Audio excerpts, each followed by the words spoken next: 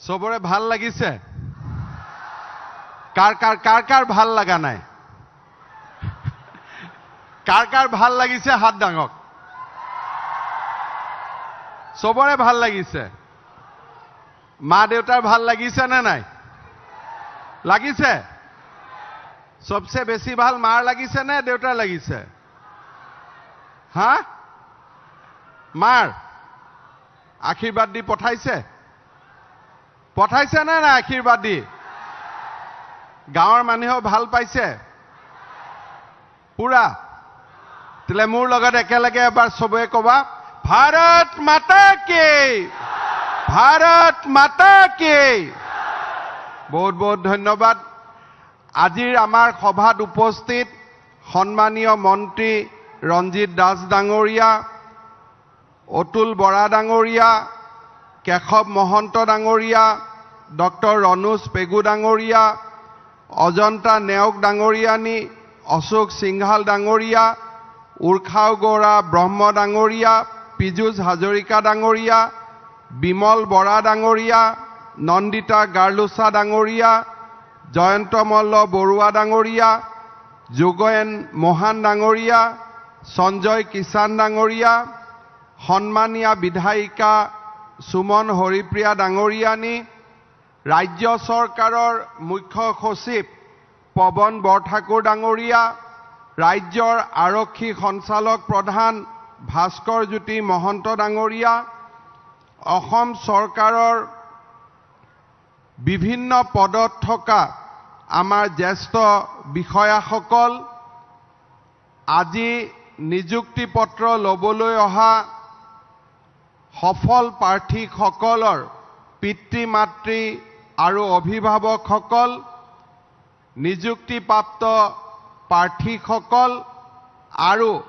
সুধীবৃন্দ পোনপ্ৰথমে মই আজিৰ এই সুন্দৰ অনুষ্ঠানত যিসকল প্ৰাৰ্থী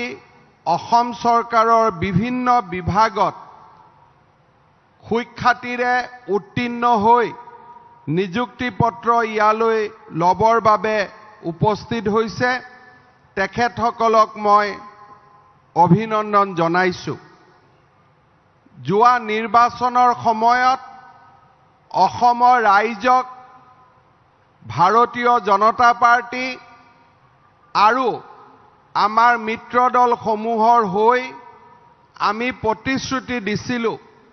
যে আমাৰ চৰকাৰ যদি শাসনলৈ উভতি আহে আমি ৰাজ্যত 1 লাখ চৰকাৰী নিযুক্তিৰ ব্যৱস্থা কৰিম নিৰ্বাচনত ৰাজনীতি কৰা মানুহে কথা কয় আৰু নিৰ্বাচনৰ পিছত সাধাৰণতে সেই কথা মানুহে পাহৰিও যায় কিন্তু আমি সংকল্প লৈছিলোঁ যে আমি যি ৰাইজক প্ৰতিশ্ৰুতি দিছোঁ সেই প্ৰতিশ্ৰুতি আমি কিমান পূৰণ কৰিব পাৰোঁ সেয়া বেলেগ কথা কিন্তু প্ৰতিশ্ৰুতিসমূহ পূৰণ কৰিবলৈ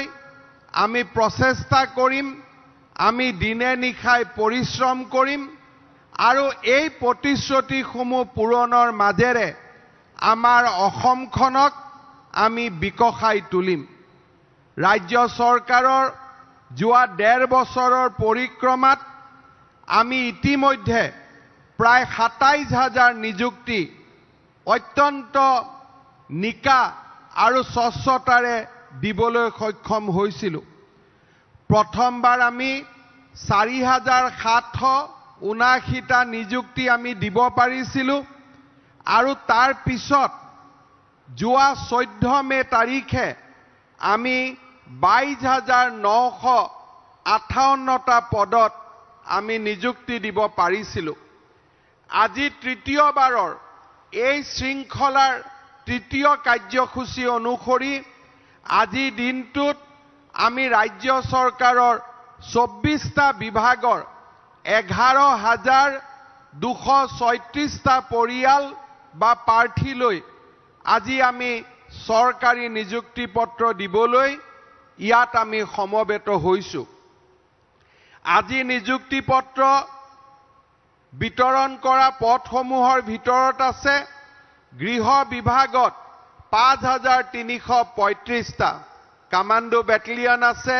সাব ইন্সপেক্টৰ আছে, আৰু এই পদসমূহত নিযুক্তি পাবলৈ অহা প্ৰত্যেকগৰাকী যুৱক যুৱতীয়ে যোৱা এবছৰৰ পৰা ৰাতিপুৱা 3টা-4টা বজাতে উঠি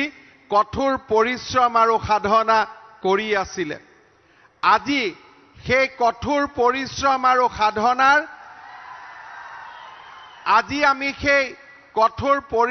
আৰু সাধনাৰ পুৰস্কাৰ পাবলৈ সক্ষম হৈছো। বহুতে ভাবে যে আমি কেৱল মাত্ৰ দৌৰিয়ে আছিলো, কিন্তু আমি এটা কথা জনা উচিত যে আমাৰ এসআই যিসকলে পাইছে, এবি যিসকলে পাইছে, তেওঁলোকে দৌৰিও আছিল আৰু লিখিত পৰীক্ষাটো তেওঁলোকে পাছ কৰিছিল, হয়নে নহয়? আজি আমাৰ উচ্চ শিক্ষা আৰু কাৰিকৰী বিভাগত আমি 927টা পদত নিযুক্তি দিবলৈ ইয়াত সমবেত হৈছো। ইয়াৰ ভিতৰত প্ৰায় 700টা পদ আমাৰ কলেজসমূহৰ ফেকাল্টি মেম্বাৰ বুলি আমি যাক কওঁ, অৰ্থাৎ আমাৰ ভাষাত তেওঁলোক লেকচাৰাৰ, আৰু আজি তেওঁলোকে গৈ নিজ নিজ কলেজত লেকচাৰাৰ হিচাপে যোগদান কৰিব। ই আমাৰ উচ্চ শিক্ষা জগতখনত এটা নতুন তেওঁলোকে শক্তি লাভ কৰিব। ইয়াৰ উপৰিও মই অত্যন্ত আনন্দিত যে গুৱাহাটী উচ্চ ন্যায়ালয়ত চলি থকা এটা গোচৰৰ বাবে যোৱা নিযুক্তিত আমি হাইস্কুলৰ কেইবাজনো শিক্ষকক আমি নিযুক্তি দিব পৰা নাছিলো। আজি আমি এই সভাতে তেখেতসকললৈকেও আমি নিযুক্তি পত্ৰ দিবলৈ পাই আমি সঁচাকৈ আনন্দিত হৈছো। স্বাস্থ্য বিভাগত 299টা, পঞ্চায়ত গ্ৰামোন্নয়ন বিভাগত এছিষ্টেণ্ট ইঞ্জিনিয়াৰ, জুনিয়ৰ ইঞ্জিনিয়াৰকে ধৰি 299টা, লোক নিৰ্মাণ বিভাগত 304টা আমাৰ এছিষ্টেণ্ট ইঞ্জিনিয়াৰ আছে, জুনিয়ৰ ইঞ্জিনিয়াৰ আছে, জলসিঞ্চন বিভাগত 137টা, পৰিৱেশ আৰু বন বিভাগত 33টা, দক্ষতা নিয়োগ আৰু উদ্যমিতা বিভাগত 24টা, পশুপালন আৰু পশু চিকিৎসা বিভাগত 27টা, ক্ৰীড়া আৰু যুৱ কল্যাণ বিভাগত 13টা, ৰূপান্তৰ আৰু উন্নয়ন বিভাগত 11টা, পৰ্যটন বিভাগত আৰু হস্ততাঁত আৰু বস্ত্ৰশিল্প বিভাগত 6টাকৈ, মহিলা আৰু শিশু বিকাশ বিভাগ, জনস্বাস্থ্য কাৰিকৰী বিভাগ আৰু তথ্য প্ৰযুক্তি বিভাগত 4টাকৈ, পৰিবহন বিভাগ, জলসম্পদ বিভাগ, মীন বিভাগত 3টাকৈ, সমবায় বিভাগত 2টা, গৃহ আৰু নগৰ পৰিক্ৰমা বিভাগ, উদ্যোগ আৰু ৰাজহুৱা প্ৰতিষ্ঠান বিভাগ, তথ্য আৰু জনসংযোগ বিভাগত আমি এটাকৈ নিযুক্তি দিবলৈ আমি সক্ষম হৈছো। আমাৰ প্ৰতিশ্ৰুতি যে আমি অসমত প্ৰথমবাৰৰ বাবে কোনোবা চৰকাৰৰ দিনত 1 লাখ আমি নিযুক্তি দিম, আৰু সেই ৰাস্তা দি আজি আমি খোজকাঢ়ি গৈ আছো, আৰু অহা দিনবিলাকত এনেকুৱা মিটিং আৰু বহুত আমি দেখিবলৈ পাম যেতিয়ালৈকে আমি 1 লাখ স্পৰ্শ কৰিব নোৱাৰো। মই অসমৰ যুৱক যুৱতী সকলক অনুৰোধ কৰিম যে যিসকলে পুলিচত দৌৰি আছিলে, মোক কেইবাজনো যুৱক যুৱতীয়ে যোৱা কেইদিনত লগ পাইছো, ছাৰ 1 নম্বৰৰ কাৰণে নাপালো, আধা নম্বৰৰ কাৰণে নাপালো। মই তেওঁলোকক কম যে তোমালোকে আকৌ দৌৰি থাকা, কাৰণ কেইদিনমানৰ ভিতৰতে ফৰেষ্ট বেটেলিয়নতো এটা নতুন বেটেলিয়ন আমি নিৰ্মাণ কৰিম, আৰু তাৰ কাৰণে আকৌ আমি পদবী খুলি দিম। অৰ্থাৎ ৰাতিপুৱা 3টা বজাৰ পৰা দৌৰাৰ কামটো চলি থাকিব লাগে, সেইটো শেষ হৈ যাব নালাগে। যিসকলে চাকৰি পালে এতিয়াতো তেওঁলোকে নিজে দৌৰিব নোখোজিলেও আমি বেটেলিয়নত দৌৰাই থাকিম, আৰু যিসকলে চাকৰি পোৱা নাই তেওঁলোকেও দৌৰি থাকক, কাৰণ নতুনকৈ আকৌ আমি এটা বেটেলিয়নত নতুন বেটেলিয়ন এটা আমি নিৰ্মাণ কৰিবলৈ গৈ আছো। আজি আমাৰ পুলিচ বিভাগত আমি যিসকলক আমি নিযুক্তি দিছো, অসম আৰক্ষীৰ আনাম ৰাজ্যত নতুনকৈ গঠন কৰা আসাম কমান্ডো বেটেলিয়ন উপ পৰিদৰ্শক পদৰ বাবে লিখিত পৰীক্ষা PST আৰু PETৰ টেষ্টৰ উপৰিও সাক্ষাৎকাৰ আৰু সাইকোমেট্ৰিক টেষ্টৰ মাজেৰে সকলো লৰা ছোৱালী আজি পৰীক্ষাত উত্তীৰ্ণ হৈ আমাৰ ইয়াত নিযুক্তি পত্ৰ লবলৈ উপস্থিত হৈছে ঠিক সেই ধৰণে আন বিভাগসমূহতো লিখিত পৰীক্ষাতে উত্তীৰ্ণ হোৱাৰ পিছত তেখেতসকলে আজি ইয়ালৈ নিযুক্তি লব আহিছে আমাৰ বাবে অত্যন্ত আনন্দৰ কথা যে অসম চৰকাৰৰ বিভিন্ন ফাইলত আবদ্ধ হৈ থকা অনুকম্পামূলক নিযুক্তিও আজি আমি প্ৰায় 500তকৈ অধিক কৰিব পাৰিছো মোৰ দৃঢ় বিশ্বাস যে যিসকল লোকে নিজৰ পিতৃ মাতৃক হেৰুৱাই দুখ আৰু কষ্টৰ মাজেৰে চাকৰিৰ অপেক্ষা কৰি আছিল তেওঁলোকৰো আজি আমি চকুৰ পৰা চকুলো মুচিব পাৰিছো তাৰ বাবে মই পৰম পিতা ভগৱানক ধন্যবাদ আৰু কৃতজ্ঞতা জনাইছো আজিৰ দিনটোত আমি মনত পেলাব লাগিব যে আজিৰ পৰা 10 বছৰ আগলৈকে আমাৰ অসমত নিযুক্তিৰ ব্যৱস্থা কেনেকুৱা আছিল 2001 চনৰ পৰা অসম চৰকাৰৰ মন্ত্ৰী নতুবা বিধায়ক হিচাপে থকাৰ মোৰ সৌভাগ্য হৈছিল 2001 চনৰ আগত আমি কেনেকে নিযুক্তি পাই তাৰ বিষয়ে আমি বহুত কথা শুনিছিলো মই যেতিয়া প্ৰথমবাৰ বিধায়ক পদত আহা নাছিলো কিন্তু শাসকীয় দলৰ লগত জড়িত হৈ আছিলো 98 চনত মোক তেতিয়াৰ শিক্ষা মন্ত্ৰী ডাঙৰীয়াই কৈছিল যে তুমি জালুকবাৰী সমষ্টিৰ পৰা 30 জন লৰা ছোৱালীৰ নাম দিয়া মই বোলো নাম কিয় দিব লাগে বোলে আমি প্ৰত্যেক সমষ্টিত 30টাকৈ চাকৰি দিম জালুকবাৰীত 30টা কোটা তুমি 30 জনৰ নাম দিয়া মই 30 জনৰ নাম দিছিলো আৰু 30 জনে আজিও চাকৰি কৰি আছে লগে লগে কোনো এপইন্টমেন্টও নাই ইন্টাৰভিউ নাই লগে লগে নিযুক্তি পত্ৰ দি দিয়া হৈছিল তেতিয়া আমাৰ অসমত 40,000 চাকৰিৰ কিবা নিযুক্তি প্ৰক্ৰিয়া এটা চলি আছিল জুনে সেক্ৰেটাৰিয়েটত আহিছিলে জুনে কাৰোবাক লগ পাইছিলে তেওঁলোকে চৰকাৰী চাকৰি লাভ কৰিছিলে এনেকুৱা অৱস্থা আছিল যে আমাৰ লখিমপুৰত এজন ইন্সপেক্টৰ অফ স্কুল আছিলে তেওঁ নদীৰেদি নাও চলাই গৈ থাকে ঘাটত যাকে লগ পাই জুনে টকা জমা দিয়ে তাকে তেওঁ চাকৰি দি দিয়ে শিৱসাগৰত এজন ইন্সপেক্টৰ অফ স্কুল আছিলে 3000টা পোষ্ট থাকিলে তেওঁ 9000টা নিযুক্তি দিয়ে আৰু লৰাবিলাকক কয় যে 4 মাহৰ দৰমহা পাবি 1 বছৰৰ দৰমহা নাপাবি অৰ্থাৎ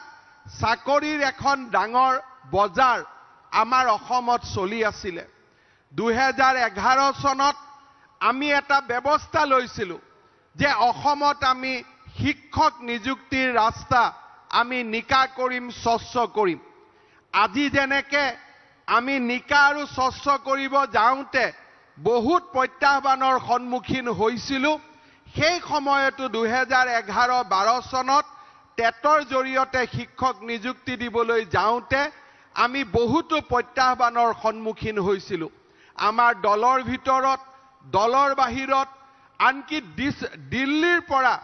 সেই সময়ত জমিয়ত উলেমাৰ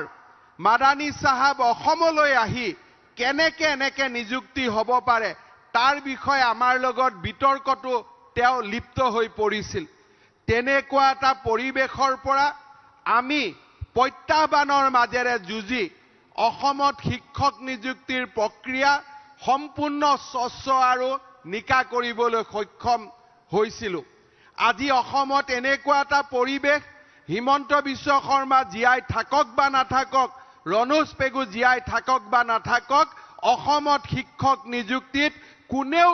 মেধাৰ বাহিৰত যাব নোৱাৰে এনেকুৱা এটা শৃংখলা এনেকুৱা এটা নিয়ম আমি আমাৰ ৰাজ্যখনত বান্ধি লবলৈ সক্ষম হৈছিল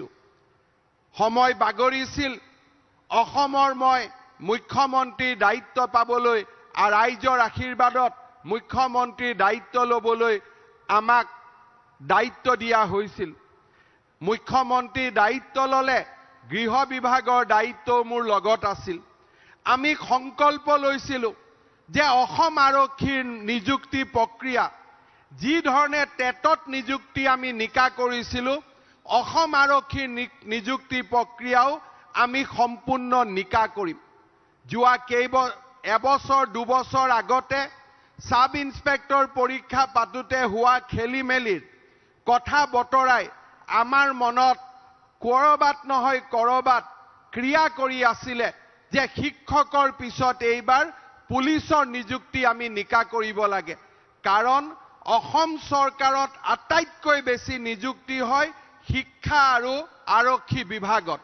তাক বাদ দি স্বাস্থ্য বিভাগ আৰক্ষী বিভাগ শিক্ষা বিভাগ এই তিনিটাই হৈছে আটাইতকৈ নিযুক্তি পাব পৰা বিভাগ কিন্তু স্বাস্থ্য বিভাগত নিযুক্তি পাবৰ কাৰণে ডক্টৰ হ'ব লাগে নাৰ্ছ হ'ব লাগে টেকনিক্যাল কোৱালিফিকেশন লাগে কিন্তু জেনেৰেল লৰা ছোৱালীৰ কাৰণে নিযুক্তি পোৱাৰ ৰাস্তাই হৈছে শিক্ষা আৰু আৰক্ষী বিভাগ আমি সংকল্প লৈছিলোঁ যে আৰক্ষীৰ নিযুক্তিও মা গংগাৰ সাক্ষাৎ হ'ব লাগিব আৰু মা গংগাৰ দৰে আৰক্ষীৰ নিযুক্তিও পবিত্ৰ আৰু নিকা হ'ব লাগিব প্ৰথমবাৰৰ বাবে আমি 2000 এই বৰ্ষৰ 14 মেত আমি যেতিয়া নিযুক্তি দিছিলোঁ তাৰ আৰম্ভণি আছিল যে আৰক্ষীৰ নিযুক্তি প্ৰক্ৰিয়া নিকা হ'ব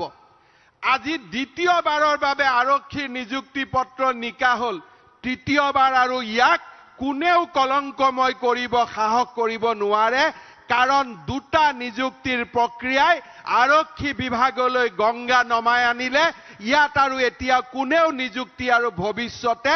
কেতিয়াও কলংক কৰিব নোৱাৰে ই আজি প্ৰমাণ হৈ গ'ল আৰু আৰক্ষীৰ নিযুক্তি প্ৰক্ৰিয়াও শিক্ষকৰ দৰে এতিয়াৰ পৰা স্বচ্ছ হৈ থাকিব তাক মই বিশ্বাসেৰে সৈতে ক'ব খোজো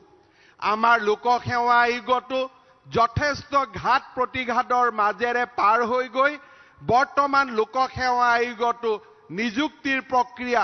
এটা নিকা আৰু স্বচ্ছতাত ভৰি দিছে আজি চাকৰি লাভ কৰা ইঞ্জিনিয়াৰসকল তাৰ সাক্ষী হৈ থাকিব যে এতিয়া লোকসেৱা আয়োগত চাকৰি পাবৰ কাৰণেও আমি কাকো টকা পইচা দিব নালাগে মাত্ৰ পঢ়িব লাগে আৰু পঢ়াৰ বিকল্প আৰু একো হ'ব নোৱাৰে আমাৰ সন্মুখত তৃতীয় প্ৰত্যাহ্বান আছে যে এতিয়াৰ পৰা আমি অসম চৰকাৰৰ 3rd grade 4th grade driver পৰ্যন্ত আমি নিযুক্তিৰ প্ৰক্ৰিয়া নিকা কৰিম নিযুক্তিৰ প্ৰক্ৰিয়া যেতিয়া আমি নিকা কৰিবলৈ যাওঁ প্ৰথম সন্দেহৰ চকুৰে চোৱা আৰম্ভ কৰে গুৱাহাটীত আমাৰ কাষত থকা আখে-পাখে থকা মানুহসকলে তেওঁলোকে ভাবে যে কেনেকে নিযুক্তি প্ৰক্ৰিয়া নিকা হ'ব তাৰ মানে লুকাই লুকাই কিবা হ'ব আৰু সেই কাৰণে তেওঁলোকে চিন্তা আৰম্ভ কৰে যে কেনেকে লুকাই লুকাই হ'ব পাৰে কৰবাত যদি গম পায় যে কোনোবা লৰা পৰীক্ষা হলত পানী খাব উঠি গৈছে তাতো তেওঁলোকে দুৰ্নীতি দেখা পায় কোনোবা লৰা যদি পৰীক্ষাৰ পৰা 10 মিনিট আগত ওলাই গৈছে তাতো তেওঁলোকে দুৰ্নীতি দেখা পায় দুৰ্নীতি তেনেকে নহয় দুৰ্নীতি কোনে কৰে দুৰ্নীতি কোনে কৰিবৰ কাৰণে প্ৰেৰণা দিয়ে সেইখিনি জানিবৰ কাৰণে আমি প্ৰথমতে চিন্তা কৰিব লাগিব যে এই চৰকাৰখনে দুৰ্নীতিত বিশ্বাস কৰে নেকি যদি মই দুৰ্নীতিয়ে কৰিব খুজো তেতিয়াহলে পানী খাব উঠি যোৱা লৰাজনক লৈ দুৰ্নীতি কৰিব নালাগে যদি মই দুৰ্নীতিয়ে কৰিব খুজো তেতিয়াহলে কোনোবা লৰা এজনক অলপ দেৰিকৈ পৰীক্ষাৰ 10 মিনিট আগত ওলাই যাবকৈ দুৰ্নীতি কৰিব নালাগে দুৰ্নীতি কৰিবলৈ ৰাস্তা বহুত খোলা থাকে কিন্তু দুৰ্নীতি কৰিবৰ কাৰণে আটাইতকৈ এটা ডাঙৰ বাধা থাকে সেইটো হৈছে মনৰ ভিতৰত লুকাই থকা মানৱতা আৰু সেই মানৱতা যদি মানুহৰ ঠিক থাকে মানুহে যদি দুখীয়া দৰিদ্ৰৰ বাবে যদি মানুহৰ হৃদয় কান্দে তেতিয়াহলে নিযুক্তিৰ প্ৰক্ৰিয়াও স্বচ্ছ হ'ব পাৰে নিযুক্তিৰ প্ৰক্ৰিয়াও নিকা হ'ব পাৰে তাক আজি অসমে প্ৰমাণ কৰিছে অসমে সমগ্ৰ ভাৰতৰ বাবে আজি ৰাস্তা দেখুৱাব পাৰিছে আজি মোৰ মনত মাজে মাজে প্ৰশ্ন হয় আমি নিযুক্তিৰ প্ৰক্ৰিয়া নিকা কৰিব খুজিছো আপোনালোকে বাধা কিয় দিয়ে ইন্টাৰনেট যদি 2 ঘণ্টা বন্ধ হৈ থাকে তাৰ কাৰণে কি সমাজখন নোহোৱা হৈ যাব নেকি অসমত কি ভূমিকম্প আহিব নেকি 2 ঘণ্টা নিযুক্তি 2 ঘণ্টা নোহোৱা হৈ থাকিলে কিছুমানে কয় মোক ইউপিএসসিৰ ক্লাছ আছিলে মোৰ 2 ঘণ্টা অমুক নহলে অমুক হয় বাবা সিনেমা হলত যেতিয়া 3 ঘণ্টা আমি সিনেমা চাই থাকো তেতিয়া কি ইন্টারনেট খোলা থাকে নেকি আমি যেতিয়া এতিয়া ইন্ডিয়া সাউথ আফ্ৰিকাৰ টিকেটৰ কাৰণে 1 তাৰিখে খেলা হ'ব টিকেটৰ কাৰণে কৈ আছে হেতু সময়ত কি আমি ইন্টাৰনেট খোলা থাকিম নেকি অসমৰ দুখিয়া লৰা ছোৱালীৰ কাৰণে আমাৰ সাংবাদিকসকলে অলপ শুনিব লাগে যে অসমৰ দুখিয়া লৰা ছোৱালীৰ কাৰণে যদি এটা দিনো ইন্টাৰনেট বন্ধ কৰিব লাগে মই কৰিম সেই কথা মই আজি আকৌ এবাৰ ইয়াতে কৈছো মই আকৌ এবাৰ আমাৰ সাংবাদিকসকলে মাজে মাজে লিখি থাকে তেওঁলোকক মই আজি আকৌ এবাৰ কৈছো এবাৰ 2 ঘণ্টা কৰিলো অহাবাৰ 20 ঘণ্টা কৰিম যদি অসমৰ কি দুখিয়া আৰু দৰিদ্ৰ লোকৰ স্বাৰ্থত হয়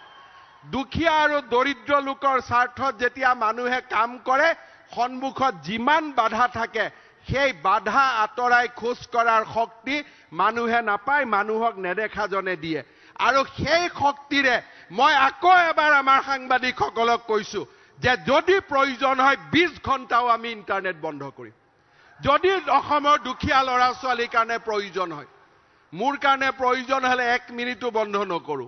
মুখ্য সচিবৰ কাৰণে প্ৰয়োজন হলে আধা মিনিটো বন্ধ নকৰো আমাৰ মন্ত্ৰী সভাৰ সদস্যৰ কাৰণে প্ৰয়োজন হলে 45 সেকেন্ডো বন্ধ নকৰো কিন্তু যেতিয়া অসমৰ দুখিয়া দৰিদ্ৰ মধ্যবিত্ত লোকৰ বাবে প্ৰয়োজন হয় 20 ঘণ্টাও ইন্টাৰনেট বন্ধৰ কাৰণে আমি 1 মুহূৰ্তও চিন্তা নকৰো সেই কথা মই আজি আকৌ এবাৰ যিসকলে সমালোচনা কৰে তেওঁলোকক মই জনাই দিব খুজিছো কাৰণ আমি বিচাৰো মোৰ অসমখন এটা নতুন দিশেৰে গতি কৰক মোৰ এটা অসমখন নতুন বাটেৰে আৰম্ভ কৰক আজি কোনোবাই আমাক ইয়াত কব যে আমাৰ নিযুক্তি প্ৰক্ৰিয়া মই এতিয়াও আহ্বান জনাম যিদিনাখন 26,000 অসমত তৃতীয় আৰু চতুৰ্থ শ্ৰেণীৰ নিযুক্তি হ'ব আমাৰ সাংবাদিকসকলে 26,000 মানুহৰ ঘৰলৈকে যাব তাৰ ভিতৰত এজনেও যদি কয় যে মোক কোনোবাই চাকৰি দিছে আমি কোনেও চৰকাৰ নচলাও সিদিনাখনে আমি চৰকাৰ এৰি দিম ইমানখিনি মই প্ৰতিশ্ৰুতি ৰাইজক দিব পাৰো কাৰণ এই 26,000 নিযুক্তি আমি নিকা আৰু পবিত্ৰ কৰি অসমত হততে নিগেটিভিজম সৃষ্টি কৰা ঋণাত্মক পৰিবেশ সৃষ্টি কৰি থকা সেই সকল লোকলৈকে এটা বাণী পঠিয়াব খুজো যে অসমত এতিয়া নিগেটিভ নেতিবাচক কথা কোৱাৰ দিন পাৰ হৈ গল অসমত যদি থাকিব খুজিছে আশাৰ কথা লৈ থাকক আনন্দৰ কথা লৈ থাকক অসমৰ ভৱিষ্যতৰ সোণোৱালী সপোন লৈ থাকক এই ৰাজ্যখনতে থাকি অসমক বিৰোধিতা কৰি থকাৰ দিন এতিয়া পাৰ হৈ গল এই ৰাজ্যখনতে থাকি অসমত কেতিয়া আন্দোলন হ'ব অসমত কেতিয়া বন্ধ হ'ব কেতিয়া গণ্ডগোল হ'ব যাতে আমি 10টা কথা লিখিব পাৰো সেই দিন পাৰ হৈ গল এতিয়া অসমে বিকাশৰ পথত যাব খুজে নতুন অসমৰ ফালে যাব খুজে ভাৰতৰ ভিতৰতে সৰ্বশ্ৰেষ্ঠ ৰাজ্য হিচাপে অসমে জীয়াই থাকিব খুজে এয়া হৈছে নতুন অসমৰ বাণী মই আগতে কৈছো নিগেটিভিজমৰ এতিয়া অসমত স্থান নাই কেইদিনমান আগতে আমি ৰাজ্যৰ জনসাধাৰণক অনুৰোধ কৰিছিলো যে আপোনালোকে পঢ়ি অহা স্কুলখনত পাৰিলে এখন ফেন দিব পাৰিলে এখন চকী টেবুল দিব পাৰিলে এটা সিলিং ফেন দিব আমাক সমালোচনা কৰিলে যে চৰকাৰৰ টকা নাই চৰকাৰৰ টকা থকা নথকা কথা নহয় মোৰ পিতৃ মাতৃ মোৰ গুৰু মোৰ স্কুলখন মোৰ গুৰু গৃহ সেই গুৰু গৃহলৈ যেতিয়া মই কিবা উভতাই দিম তাক চৰকাৰৰ টকা থকা নথকাৰ লগত কথা নহয় আমাক সমালোচনাও কৰিলে কিন্তু চাওঁতে চাওঁতে কোনো সমালোচনা কোনো মানুহে নামানিলে ইমান লিখি কৰিলে মানুহে কলে তহঁতৰ লিখা তহঁতৰ জাগাত থাকক আৰু আজি আমাৰ অসমখনত আপোনালোকে জানি আচৰিত হ'ব যে আজিৰ দিনটোলৈকে মানুহে নিজে নিজে গৈ 26,811খন সিলিং ফেন মানুহে নিজে পঢ়া স্কুলখনত দান কৰি দিলে নিজে নিজে দিলে আমি কোনেও কাৰো ঘৰত যোৱা নাই আজি আমাৰ এই বিদ্যাঞ্জলি নামৰ অনুষ্ঠানটোৰ জৰিয়তে 30,000 ব্যক্তিয়ে নিজে পঢ়া স্কুলখনত গৈ কোনোবাই যি যেনেকে পাৰে কোনোবাই ফিল্টাৰ এটা দিছে কোনোবাই শিক্ষক পঢ়া চকী এখন দিছে কোনোবাই সিলিং ফেন দিছে মই তেতিয়া মনত চিন্তা কৰো যে কেইদিনমান আগতেতো টিভিত টক শো পৰ্যন্ত হৈছিল এই অনুষ্ঠানটোৰ বিৰোধিতা কৰি কিন্তু মানুহেতো নামানিলে মানুহেতো আগুৱাই গল কাৰণ মানুহে জানে যে এইখন অসম এতিয়া আশাৰ অসম এইখন অসমত ঋণাত্মক কথা কোৱা মানুহে ভাল নাপায় মানুহে ইতিবাচক চিন্তা ভাল পায় মানুহে আগবাঢ়ি যাব খোজে আজি যিসকলে চাকৰি পালে মই তেওঁলোকক এটা অনুৰোধ কৰিম আমাকতো একো দিব নালাগে আৰু দিব নালাগা থাকাটোৱে ভাল প্ৰথম যেতিয়া আমি দৰমহা পাম কিবা নহয় কিবা উপহাৰ প্ৰথম মোৰ দেউতা মাক দিম হ'ব নহয় হ'বনে নাই কিবা নহয় কিবা এটা দেউতা মাক দিম আৰু দ্বিতীয়তে ক'ত দিম গাঁৱৰ নামঘৰটোত দিম আৰু তৃতীয় মাহত দৰমহা পালে মই পঢ়া স্কুলখনত কিবা নহয় কিবা সৰু বস্তু এটা হলেও আমি দান কৰিম হ'বনে নাই হ'ব প্ৰথম কাক দিম দেউতা মা হ'ব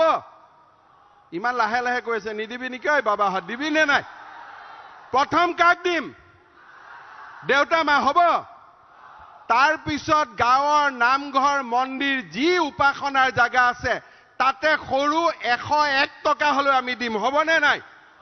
হ'ব আৰু তৃতীয় মাহত যেতিয়া দৰমহা পাম আমাৰ স্কুলখনত চকী এখন হলেও আমি কিনি দিম হ'ব তাৰ পিছত আৰু মোৰ কাম শেষ 3 মাহলৈকে মোৰ লগত কন্টেক্ট থাকিব হ'ব নহয় 3 মাহলৈকে কিন্তু মোৰ লগত চুক্তি থাকিব হ'ব আৰু এটা লাষ্ট কাম এটা আছে ঘৰত যদি কাবাৰ অৰুণোদয় আছে আজিয়ে দেউতা মাক ক'ব লাগিব যে আৰু অৰুণোদয় টকা নলবি হ'বনে নাই হ'ব যদি এটা হাত চাপৰি মাৰি দিব লাগিব না জোৰ কৰি ঠিক আছে আমাৰ অসমখন এনেকৈ পৰিৱৰ্তন হ'ব আৰু এনেকুৱা পৰিৱৰ্তনৰ কাৰণেই আমি কাম কৰিছো আমি কাম কৰি গৈ থাকিম শ্ৰদ্ধাৰ যুৱক যুৱতী বন্ধু বান্ধৱীসকল মুখ্য সচিব ডাঙৰীয়াই তেওঁৰ ভাষণত এটা ডাঙৰ শব্দ কৈছিলে কৰ্ম সংস্কৃতি মই পুলিচৰ ল'ৰা ছোৱালীবিলাকক কম প্ৰথমতে আজি আমি পুলিচ হলো যোৱা কালিলৈকে যদি পুলিচে কোনো অপৰাধ নোহোৱাকৈ আমাক লাঠি এটা মাৰে আমাক যদি গালি পাৰে আমি মনটো দুখ পাও নে নাপাও পাও নহয় গতিকে পুলিচৰ যেতিয়া আমি ইউনিফৰ্ম পিন্ধিম সদায় এটা কথা আমি মনত ৰাখিম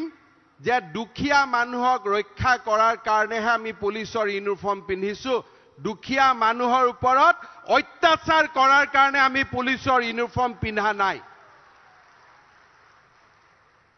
মই যোৱাবাৰো মিটিঙত কৈছিলো আজি মই আকৌ এবাৰ কৈছো মোৰ যেতিয়া গাড়ীখন যায় তেতিয়া সন্মুখত যদি মাৰ্সিডিজ এখন আহি যায় পুলিচজনে হুইসেল মাৰে আৰু যেতিয়া ৰিক্সাখন আহি পায় পুলিচে লাঠি মাৰে গাড়ীৱালা মানুহক খালি হুইসেল আৰু ৰিক্সা ঠেলাক লাঠি তেতিয়া মই দুই এজন পুলিচক খুধু মাতি আনি যে তই যে বাবা লাঠি মাৰিলি তোৰ জন্ম আম্বানী আৰু টাটাৰ ঘৰত হৈছিল নেকি তোৰতো জন্ম এনেকুৱা দুখীয়া মানুহৰ ঘৰতে হৈছিল বোলে হয় দাদা পুলিচত থাকিলে এনেকুৱাই হৈ যায় বোলে এনেকুৱা আমি হ'ব নালাগিব ঠিক আছে আমি যিসকল পুলিচত আছো যোৱাবাৰৰ নিযুক্তি এইবাৰৰ নিযুক্তি আমাৰ এইখিনি মানুহ গলে 20% হৈ যায় পুলিচত আমি বেলেগৰ কথা শুনাতকৈ আমি পুলিচত এটা নতুন পৰম্পৰাৰ সৃষ্টি কৰিম দুখীয়া আৰু দৰিদ্ৰৰ বন্ধু জনসেৱাৰ্থে জনহিতাৰ্থে এইটো হৈছে আমাৰ অসম পুলিচৰ মূল বাণী কেতিয়াবা আমাৰ ডাঙৰ অফিচাৰ বিলাকে এইটো পাহৰি যায় কিন্তু আমি সৰু বিলাকে নাপাহৰো হবতো জনহিতাৰ্থে মানে কি for the welfare of the people আমি সদায় দুখীয়া আৰু দৰিদ্ৰ মানুহৰ আমি বন্ধু হৈ থাকিম এই কথাখিনি আমি মনত ৰাখিব লাগিব শিক্ষকৰ চাকৰি যিসকল গৈছে মই সদায় এটা কথাই কওঁ যে সমাজক আজি যদি আটাইতকৈ প্ৰয়োজন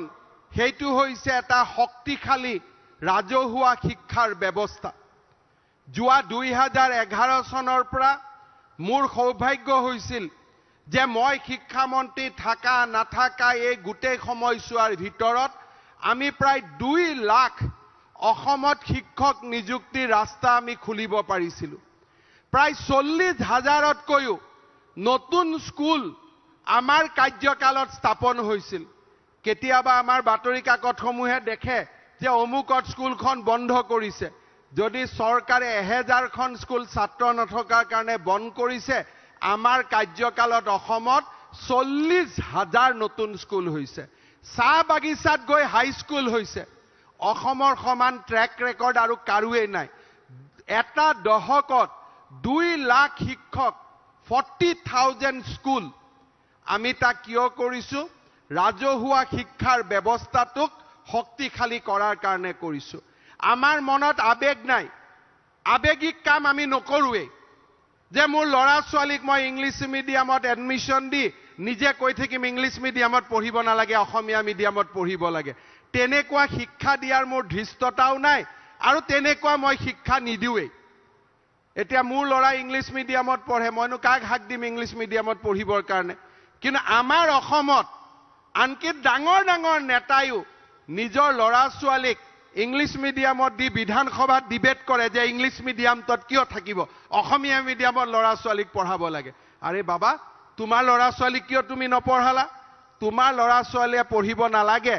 দুখীয়া ঘৰৰ ল'ৰা ছোৱালীয়ে অসমীয়া মিডিয়ামত পঢ়িব লাগে যাতে ভাষাটো জীয়াই থাকে ভাষা জীয়াই ৰখাৰ দায়িত্ব ধনীৰ পৰা দুখীয়া জনলৈকে দৰিদ্ৰ আৰু দুখীয়া মানুহৰ এয়া অকল দায়িত্ব হ'ব নোৱাৰে যি নহওক মাতৃভাষাৰ স্কুলত 2 লাখ নিযুক্তি আৰু 40,000 নতুন স্কুল অহা 12 তাৰিখে ভাৰতৰ ৰাষ্ট্ৰপতি গুৱাহাটীত আহিব আমি চাহ বাগিচা অঞ্চলত আৰু 100খন আমি হাই স্কুল খুলিম অৰ্থাৎ আমি প্ৰতিটো দিনেই ৰাজহুৱা শিক্ষা শক্তিশালী কৰাৰ বাবে আমি কাম কৰিছো আজিও 700 কলেজত লেকচাৰাৰ কেইদিনমান আগতে 600 লেকচাৰাৰ আমি এপইন্টমেন্ট দিছো 1300 কলেজত লেকচাৰাৰ এটা বছৰৰ ভিতৰত এয়া সাধাৰণ কথা নহয় মই শিক্ষামন্ত্ৰী ডাঙৰীয়াক অভিনন্দন জনাম যে 1300 কলেজত ভেকেন্সি ফিল আপ কৰা হেয়া সাধাৰণ আৰু মুখৰ কথা নহয় এই ৰাজহুৱা শিক্ষাৰ ব্যৱস্থাটোক আমি শক্তিশালী কৰাৰ বাবে চেষ্টা কৰিছো আৰু আমি চেষ্টা কৰি গৈ থাকিম আজিত আমাৰ যিসকল শিক্ষকৰ নিযুক্তি পাইছে তেওঁলোকক মই অনুৰোধ কৰিম যাতে আপোনালোকে নিয়মীয়াকৈ শ্ৰেণীত পাঠদান ৰিচাৰ্চ গৱেষণা আৰু ইনোভেশন ক্লাছ ট্ৰানজেকশন ক্লাছত পাঠ্যক্ৰম গৱেষণা আৰু ইনোভেশন এই তিনিটা ৰাস্তাৰ মাজেৰে গৈ আমি অসমৰ ৰাজহুৱা শিক্ষা ক্ষেত্ৰখনক আমি উজ্বলাই তুলিব লাগিব আজি ইয়াতে প্ৰায় 1000 ইঞ্জিনিয়াৰৰ নিযুক্তি হৈছে আমাৰ অসমত ইমান ইঞ্জিনিয়াৰৰ নিযুক্তি আগতে আমি কেতিয়াও কৰা নাছিলো আমাক এতিয়া ইঞ্জিনিয়াৰ লাগে কাৰণ আমি ৰাস্তা বনাইছো কলেজ বনাইছো মেডিকেল কলেজ বনাইছো ইঞ্জিনিয়াৰিং কলেজ বনাইছো কাৰিকৰী ল'ৰা ছোৱালীৰ আমাক প্ৰয়োজন আছে মই আমাৰ ইঞ্জিনিয়াৰ সকলকো এটাই কথাই অনুৰোধ কৰিম অলপ আগতে এপইন্টমেন্ট দিউতে আমি কৈছিলো যে ইঞ্জিনিয়াৰ জনক যেতিয়া ৰুৰেল ডেভেলপমেন্টত চাকৰি পায় তেওঁৰ মনটো অলপ ভাল